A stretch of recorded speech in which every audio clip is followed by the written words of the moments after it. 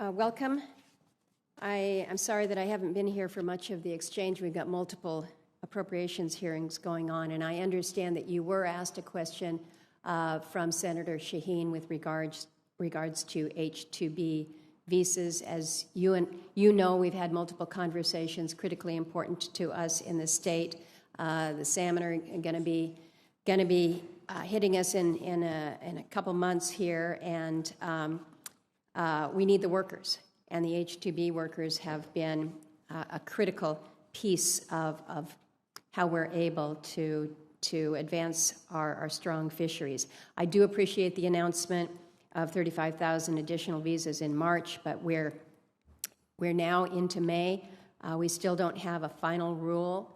And again, we've got seafood processors as well as tourism businesses that need to apply for the announced visas. And I'm wondering if you have identified when exactly the rule will be released, the final rule.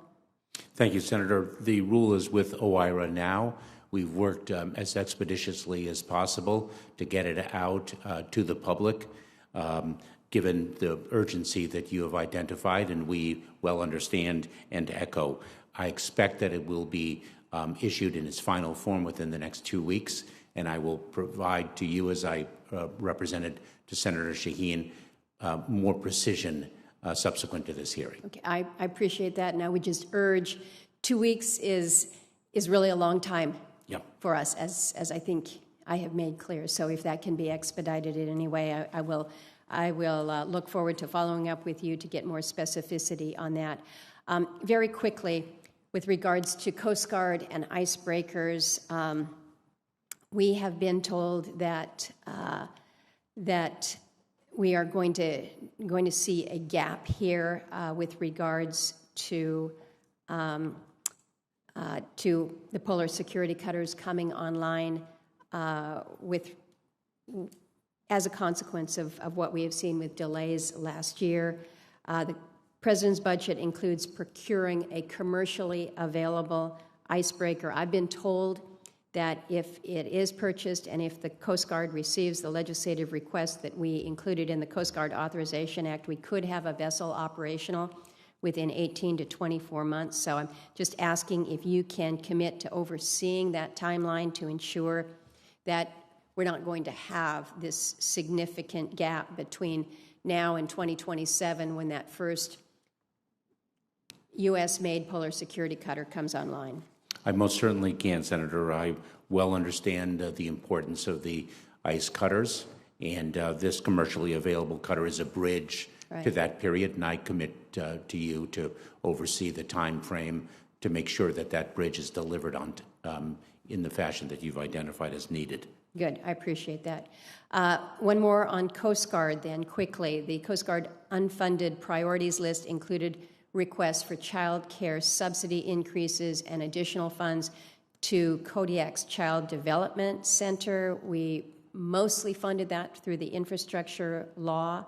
I am encouraged that Coast Guard is prioritizing these, but it's curious that they didn't make it into the final budget. And as I'm talking to Coasties all over, but most certainly in Alaska, they are raising this as key to the retention. I'm just curious as to whether or not there was a reason that it didn't make it into the final budget. Senator, I'm going to have to follow up with you. Forgive me, I don't know the answer with respect to the disposition of child care centers funding in the U.S. Coast Guard request. Fair enough. We will look forward to a follow-up there. So you have recently confirmed that the department is in talks with the Department of Veterans Affairs to possibly divert resources, whether it's doctors, nurses, the like, to care for immigrants, some of whom who have entered the country illegally at the southern border. It seems to me that revoking Title 42 is going to be creating more problems than it will resolve, and if, in fact, this proposal moves forward, it's going to be the veterans that would pay the price.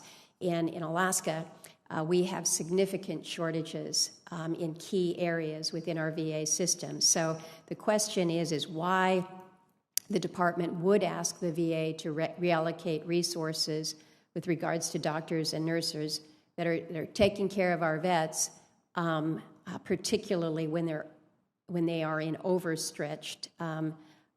overstretched VA system right now. Can you tell me why we're even considering this at all? Senator, I didn't know the answer at the time in my prior hearing. I know the answer this morning, and we are not making that request of the Veterans Affairs Department. And the Veterans Affairs Department will not be allocating resources to the border. That will be a huge relief to the veterans in my state. Thank you. Thank you, Mr. Chairman. Thank you, Senator Murkowski. Senator